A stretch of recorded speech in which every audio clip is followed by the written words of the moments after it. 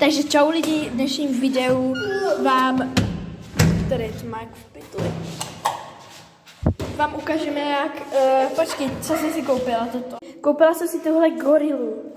Znáte to? Hoď to, Mary. Hodí to tam na sebe a to půjde. Prostě, ale hoď to takhle normálně, tak? No prostě může to házet v kamkoliv, ono se to nerozbije i ze 3 metrů. Koukejte na moje papučky.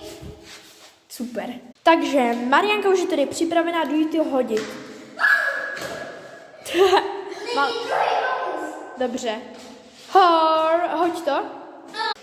Tak, mám to a druhý pokus. No, ale skoro. Ale rychle. Tak, a třetí pokus. Super! Tak jo, jdem s tím dělat další kraviny v partu 2.